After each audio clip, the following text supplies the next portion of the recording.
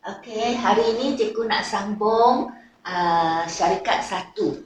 Okey, hari itu cikgu sudah ajar tentang ciri-ciri syarikat, uh, jenis-jenis modal saham, jenis-jenis saham yang boleh dijual. Okey, hari ini topik yang lain masih syarikat satu tetapi tajuk, another subtajuk iaitu terbitan saham. Okey, hari itu cikgu sudah ajar yang modal syarikat tu mendapat modal daripada jualan saham. Betul kan? Okey. So, cikgu sudah kata syarikat memperolehi modal melalui jualan saham kepada orang ramai. Jadi untuk yang exam kita biasanya dia rujuk kepada syarikat berhad awam, dia tak banyak soalan keluar tentang 9 berhad. So far syarikat awam. Jadi kita anggapkan jualan saham tu adalah jual kepada orang ramai. So, bila saham diterbitkan untuk dijual kepada orang ramai, jadi wang yang diperolehi itu daripada jualan saham itu akan direkod di akaun modal saham. Kan dia jual saham kenapa? Kerana nak dapat modal kan. Jadi wang yang dia dapat daripada jualan saham ini kita panggil dia modal juga, tetapi kerana dia dapat dari jualan saham, jadi dia diberi nama akaun modal saham. Okay, so kalau syarikat tu jual dua jenis saham, jadi dia ada dua akaun modal saham. Dia tak boleh campur. Kalau dia jual saham keutamaan, jadi kita akan rekod di akaun modal saham keutamaan. Kalau dia jual saham biasa, jadi wang yang diperolehi ini akan direkod di akaun modal saham biasa. Tak boleh campur. Okay, satu benda yang penting anda kena ingat, akaun modal saham yang dibuka akan mewakili semua pemegang saham. Okay, dia tak seperti yang perkongsian yang anda sudah belajar. Kalau ada ABC rakan kongsi, kita akan buka akaun modal A, akaun modal B, akaun modal C. Setiap rakan kongsi satu akaun modal. Tapi anda kena ingat, kalau syarikat tak boleh buat macam tu. Kerana dia jual saham kepada orang ramai kan, ramai yang membeli saham itu. Dan anda sudah, cikgu sudah terangkan, siapa yang beli saham, dia adalah pemilik. Okay? Jadi takkan pihak syarikat akan buka beratus-ratus akaun modal. Okay? Kalau dia ada ramai pemilik yang beli saham tu. So tak mungkin buat macam tu. Jadi satu akaun modal saham akan mewakili semua pemegang saham. Semua total di dalam. Okay? Bukannya seorang-seorang kita rekod akaun modal dia. Jadi butir-butir tentang setiap pemegang saham akan direkod di buku lain. Okay, ini yang tentang anda kena fahamlah tentang akaun modal saham. Jadi akaun modal saham akan mewakili semua pemegang saham itu. Kalau akaun modal saham biasa, jadi dia mewakili semua pemegang saham biasa. Okay, sekarang kita tengok macam mana nak rekod terbitan saham. Kalau sesebuah syarikat itu dia jual saham, dia perlu terbitkan saham kan? Dan dia perlu keluar apa? Cikgu hari itu sudah ajar prospectus. Okey, bila dia sudah keluar prospectus, dia boleh jual saham. Okey, so dia boleh terbitkan saham dengan 3 cara. Okey, dia boleh terbit atau jual pada nilai par ataupun nilai tara, nilai muka. Samalah. Okey, erti dia the original cost of the share. Okey, ataupun dia boleh jual atau terbit pada nilai premium. Nilai premium erti dia jual pada harga lebih tinggi daripada nilai original dia, nilai par dia. So, keadaan syarikat yang boleh jual lebih tinggi daripada harga par dia ialah biasanya syarikat yang sudah established lah, yang sudah masyhur, sudah terkenal. Jadi, dia tahu bila dia jual saham ramai yang akan beli. Jadi, dia boleh jual pada harga yang lebih tinggi. Okay, nilai premium. Jadi premium ini akan merupakan hasil lebihan. Hasil lebih untuk syarikat itulah. Okay, extra income lah. Jadi dia merupakan akaun hasil. Kalau dia jual pada harga premium, erti dia kita kena buka akaun premium. Dia di sebelah kredit kerana hasil syarikat tu. Dan ataupun syarikat itu boleh jual pada nilai diskaun. Okay, katakan original dia harga par dia RM1. Dia boleh jual pada harga 60 sen, 70 sen atau 80 sen. Diskaun. Okay, jadi kalau keadaan macam tu, erti dia syarikat tu rugilah. Original RM1 but you sell at 70 sen. Jadi you sudah rugi 30 sen. Jadi dia kalau kita buka akaun diskaun ni, dia akan di sebelah debit. Dia seolah-olah satu belanja, satu kerugian kepada syarikat. Iaitu harga lebih rendah daripada nilai par. Dan satu perkara yang anda perlu tahu tentang nilai diskaun ni, biasanya kalau syarikat tu nak jual berharga diskaun, dia hanya boleh dilakukan selepas setahun beroperasi. Not that you baru masuk dalam pasaran saham, you terus jual diskaun. Tak boleh ya. Dia kena selepas setahun dia beroperasi dan make sure dia ada premium saham untuk cover the loss. Kan tadi cikgu kata dia macam rugi kan. Kalau rugi dia kena ada premium saham. Extra income there to cover the loss. Kalau keadaan macam ni, ada baru akan dibenarkan jual pada harga diskaun.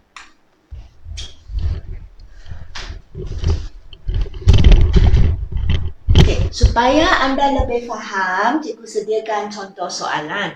Okay, katakan ni ialah syarikat Istana Berhad. Dia mempunyai modal dibenarkan. Okay, anda sudah faham apa itu modal dibenarkan kan?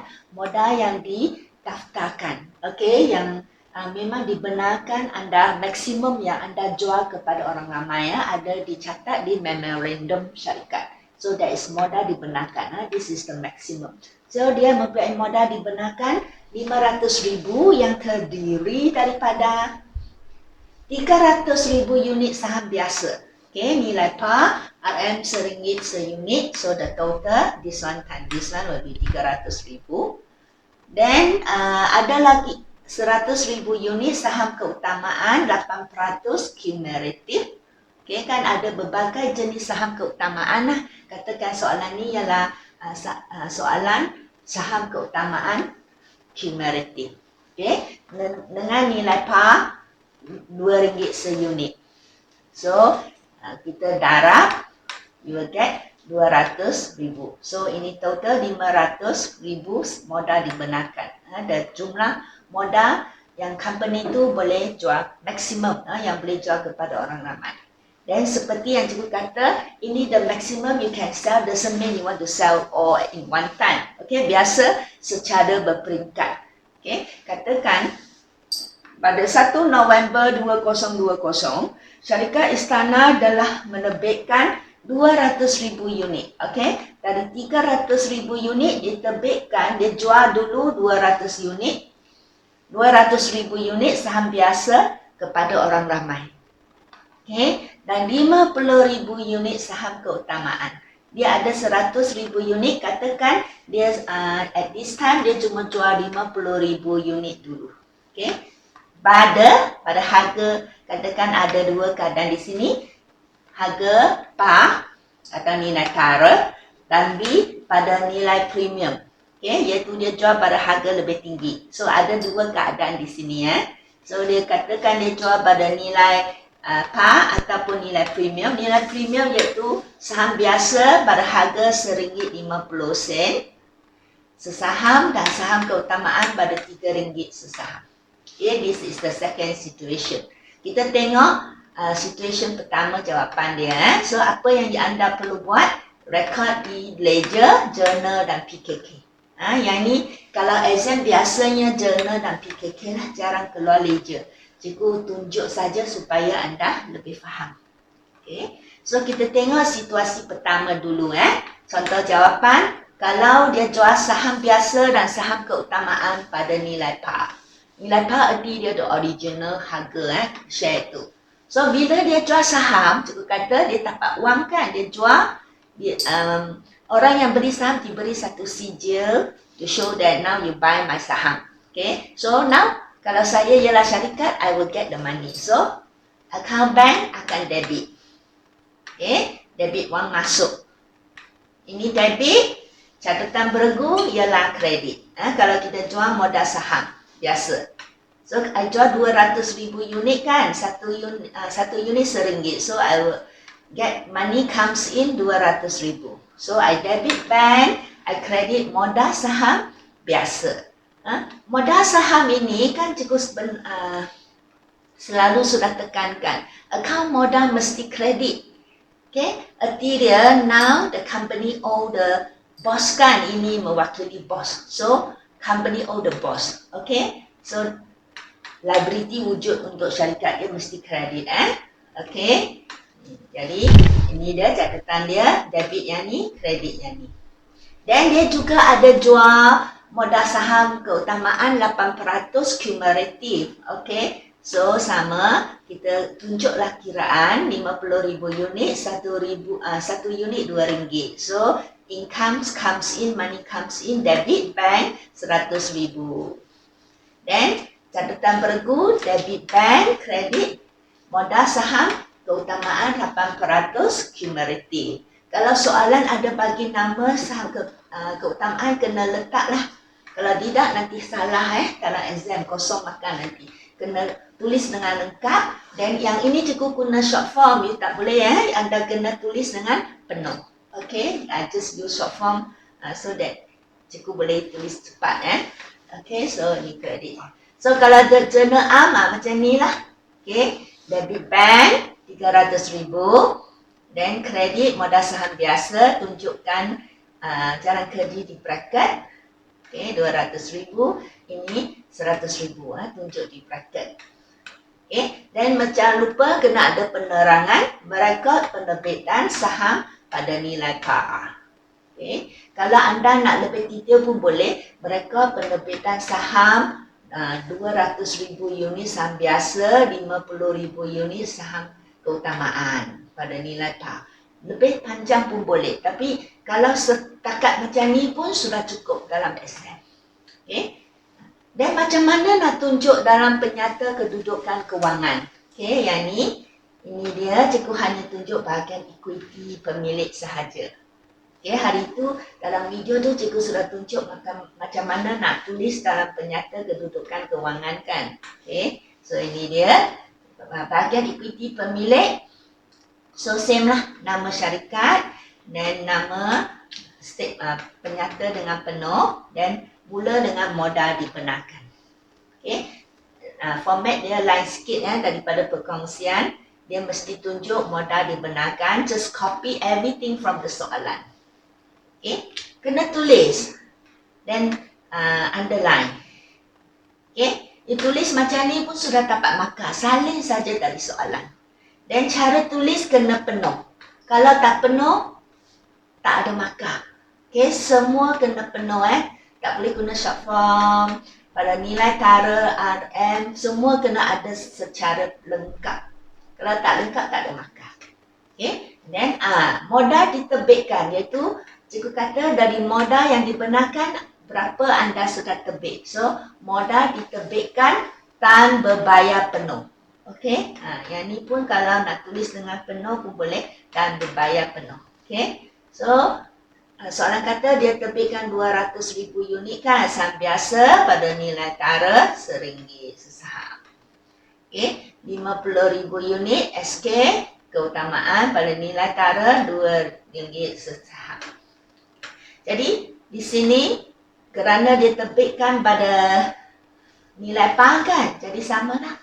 Okay, kalau dia terbitkan pada nilai premium untuk keadaan kedua, masih akan catat pada nilai par. Modal diterbitkan, any extra, kalau you bagi diskaun pun atau you jual pada harga lebih tinggi premium pun, tak boleh letak sini. Sini selalu ialah nilai par sahaja. Okay, nanti cikgu akan sambung untuk cara merekod pada harga premium.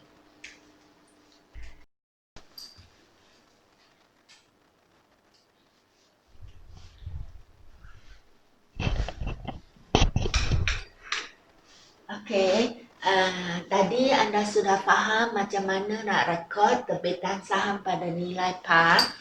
Sekarang cikgu nak tunjuk pula guna contoh soalan yang sama. Macam mana rekod pada harga premium dan juga harga diskaun. So, kita tengok soalan yang sama. Okay, masih syarikat Istana Berhad yang mempunyai modal dibenarkan seperti tadi 500,000. Okey, terdiri daripada 300,000 unit saham biasa, 100,000 saham keutamaan.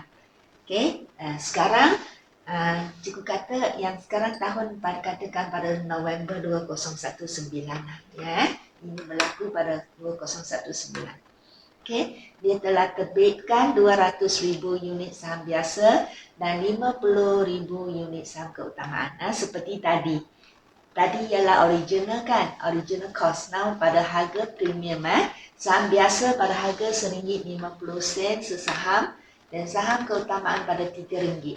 Original dia ialah RM1. Sekarang kita jual pada harga RM1.50. Yang saham keutamaan pula original RM2, sekarang kita jual pada harga RM3. Jadi RM1 extra, okey? Extra income, dipanggil premium saham. So, kita kena rekod di jurnal dan tunjuk di PKK. Inilah contoh jawapannya pada harga premium. So, cikgu tak tunjuk ledger lah. Jika anda sepatutnya sudah faham, terus cikgu tunjuk macam mana catat di jurnal am. So, kalau kita jual saham seperti yang cikgu kata, kita bank duit masuk, jadi debit bank. Okay? Jadi, berapakah duit yang kita akan masuk, kita tengok macam mana. Ini merupakan the money that you really, tak kisah dia jual pada harga original ke, harga premium ke, ada discount, we record the real money that comes in. Jadi 300,000 ni adalah termasuk premium, the extra money that you sell, the extra harga that you sell.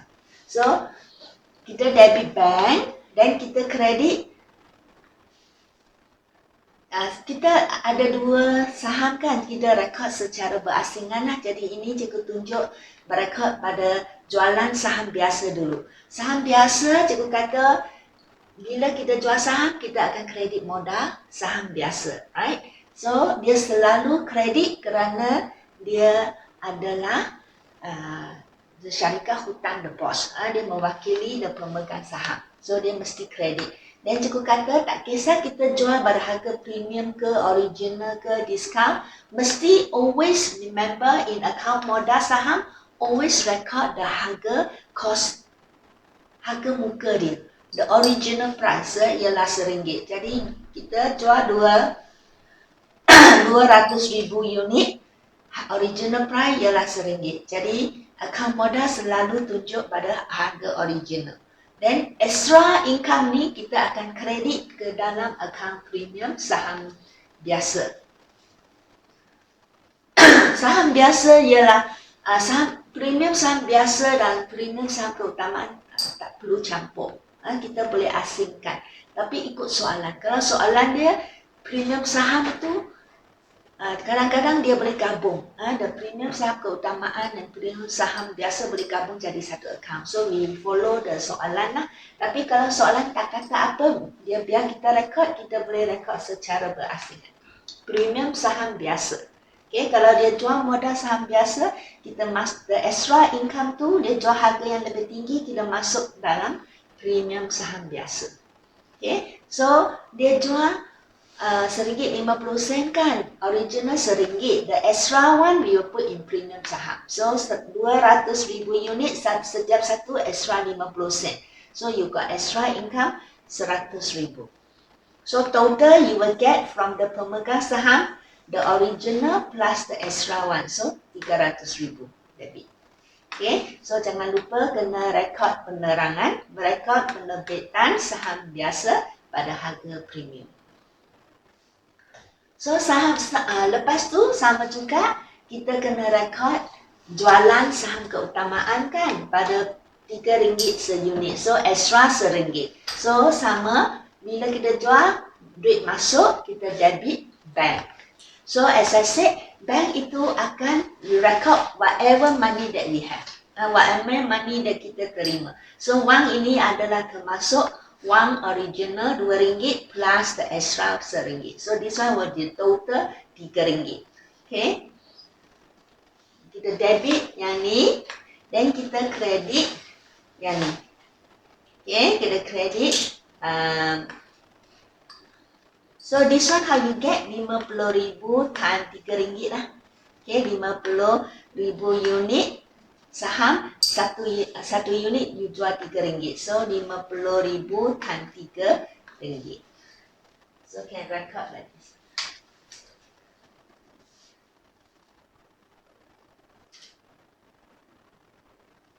Okay, to record the wang yang sebenar kita dapat. Then ada debit mesti ada kredit kan. So kita kredit modal saham keutamaan. Cikgu kata modal saham biasa tak boleh campur dengan modal saham keutamaan, kena asing. So modal saham keutamaan 8% cumulative. And as I said, modal always record the original. Okay, tak boleh.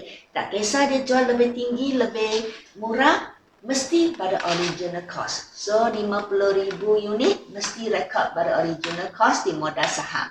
So 100,000. Then the extra one, you jual lebih harga kan? So you put in premium saham keutamaan. Kita letak kredit kerana dia adalah hasil.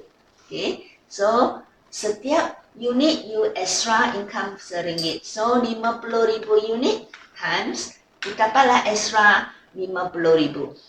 So this is the total you get from pemegang saham. Okay. Jangan lupa you kena terangkan dalam penerangan. Mereka penerbitan saham keutamaan pada harga premium. So macam mana nak tunjuk dalam PKK? So sama, nama syarikat mesti ada. Oh, syarikat Istana Berhad. Kena lengkap.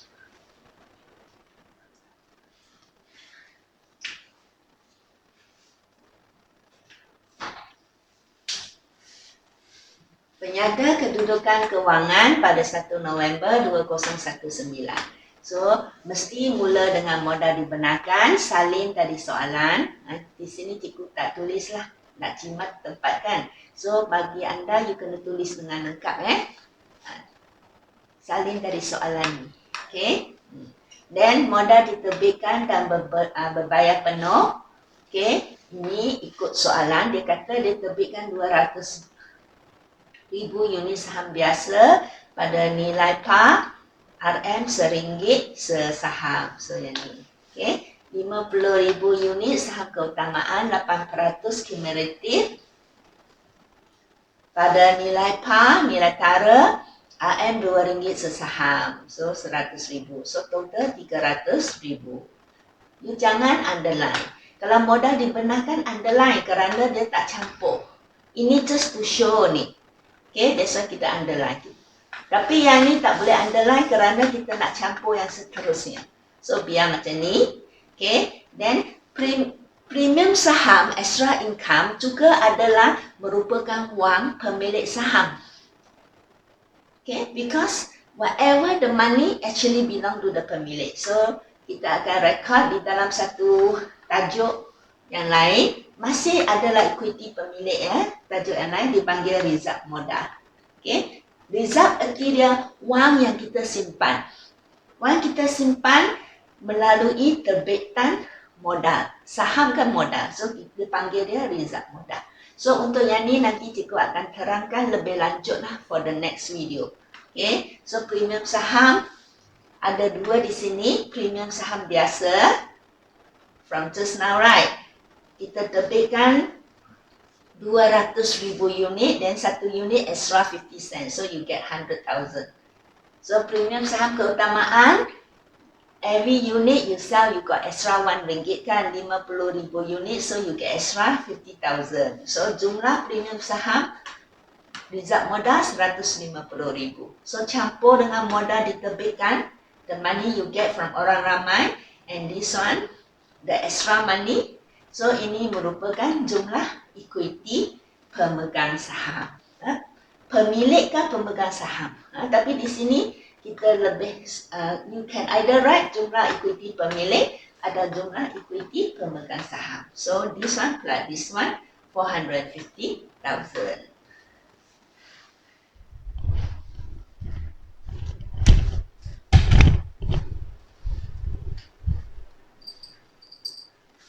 Okey, sekarang cikgu nak tunjuk pula mendebit pada nilai diskaun. Sebelum ni cikgu sudah kata kita ada boleh tebit dengan 3 cara kan. Harga nilai par, the original price, or the higher price, nilai premium, or lower price, kita panggil nilai diskaun. So untuk tunjuk yang ni, cikgu sambunglah situasi premium tadi. Biar sebelum tu cikgu kata kalau kita nak jual pada harga diskaun, biasanya is 1 year after operation. Okay, dan kena ada premium saham untuk cover the loss. Diskaun kan you rugi kan, you jual murah, you rugi. So you must have premium saham to cover the loss. Okay, so tadi situasi B, you sudah jual saham lebih harga kan. So you got the premium saham now. So see, I will use the premium saham to cover the discount. Okay, macam mana cikgu tunjukkan. So di sini contoh kita terbitkan, tadi sudah terbitkan 50,000 unit saham keutamaan kan. So let's say after 1 year, diterbitkan lagi 30,000 unit saham keutamaan. Okay, kita boleh terbit maksimum 100,000.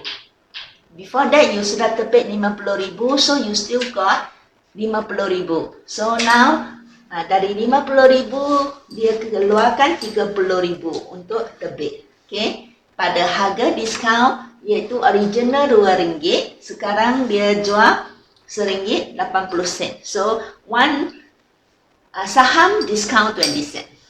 Okay, so macam mana nak rekod? So, ni journal arm dia. So, tak kisah dia jual harga original, harga premium atau harga diskaun, the money still comes in, right? Okay, so ini dah dia. Money. So, kita jual 3,000 unit, tetapi each one you can get only 80 cent. Okay. Okay, ini. So, the money that you get is 54,000. Okay. Then, sepatutnya, so debit bank lah. Then, catatan bergu will be this one, modal saham keutamaan, as I said. Debit bank, then your modal should be credit. Menunjukkan anda sudah wujudkan modal tu. Okay, so now you hutang the pemegang saham, credit side. MSK, modal saham keutamaan 8% kumulatif, 8% kumulatif. Yang ini cikgu kata tak kisah you jual lebih harga ke atau kurang harga, either premium or discount, mesti pada original price. So 60,000. 30,000 unit times RM2, 60,000. And yet, you only get 54,000. So, ini minus this one will be the discount that you give to the pemegang saham. Okay, 30,000 unit, each one discount 20 cents. So, you give them discount 6,000. So, instead of 60,000, you can only get 54,000. So, 6,000 ini kita akan masuk dalam akaun dipanggil diskaun saham.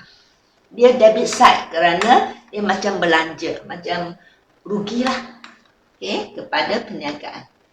So, jangan lupa lepas you rekod yang ni, kena tulis penerangan merekod penerbitan saham keutamaan pada harga diskaun. So, untuk yang ni, soalan walaupun tak minta anda hapuskan akaun diskaun saham ni. This one is just sementara. Okay, cikgu kata kita hanya boleh bagi diskaun mengikut akta syarikat kalau diskaun ni boleh cover dengan premium. So, walaupun soalan tak minta anda tutup this account, you have to know that you should tutup automatically. Okay, you kena record. Kalau you tak record ni, you hilang markah dalam exam. Okay, so once you buka the discount saham, you kena know that in the next step, you have to close the discount saham. Okay, macam mana to close? You use the premium saham to help you. You get the money from the premium saham. Premium saham kan credit side, extra income kan. Sebelum tu you sudah credit the account, dalam account premium saham credit side. So now you debit the account, take out the money, 6,000 you need to cover the loss. So you debit premium saham keutamaan, kerana ini kan saham keutamaan kan. Kalau you ada dua premium saham biasa, premium saham keutamaan. So if this one is keutamaan, so you take out the premium saham keutamaan. So you debit the premium saham keutamaan 6,000 and you close the discount. Sebelum tu kan debit kan. So you nak tutupkan dia, menjadikan dia kosong, you credit lah. Okay, so the discount saham sudah hilang, the account. Okay, and yet your premium saham sudah kurang 6,000. Okay, so penerangan dia memperuntukkan premium saham untuk discount saham. Okay, catatan bergu, debit premium saham keutamaan, kredit discount saham. So kredit this account sudah tak ada. Okay, sudah jadi kosong. So macam mana nak tunjuk dalam kunci kira-kira? Syarikat Istana Berhad. Okay. Okay, Berhad biar lengkap. Penyata kedudukan kewangan pada 1 November 2020. So, mesti ada modal dibenarkan, tulis dengan lengkap. Okay, tulis dengan lengkap, cikgu nak cepatkan. Jadi, you kena tulis sendirilah dengan lengkap ya. Then the next one, modal diterbitkan dan berbayar penuh. So, kena tulis dengan penuh. 200,000 unit saham biasa pada nilai par RM1 sesaham. So, will be 200,000. Dan di sini tadi, cikgu sudah tunjuk dia jual saham dengan harga premium 50,000 kan. Now, dia keluar lagi 30,000 nak jual pada harga discount after 1 year. So, all together dia sudah terbit kepada orang ramai 50,000 plus 30,000. This one last year, this one this year. Okay, total up, you already keluar terbitkan 80,000 unit. Okay, you kena adjust. Okay, dan ini nanti exam jangan tunjuk macam ni lah. Biar cikgu tak ada tempat, cikgu tunjuk. So, in the exam tak mau macam ni Okay, so 80,000 unit saham keutamaan 8% cumulative pada nilai par RM2 sesaham. So, this one times this one 160,000. So, jumlah modal diterbitkan, this one plus this one, 360,000. So, kan sebelum tu kita ada jual premium kan, jual pada harga premium kan. So, kita ada result modal. Okay. So, premium saham biasa tak sentuh, masih sama, kita letak balik. Then, kita sudah keluarkan premium saham keutamaan kan. The money that you keep already kurang. Biar tadi you use to cover the loss of discount. So, dari 50,000, you sudah keluar 6,000. So, you left 44,000. So, total up, you got 144,000 for premium. Still have. So, campur dengan modal diterbitkan, you get 504,000. So, ini dipanggil nama jumlah equity pemilik atau jumlah equity pemegang saham.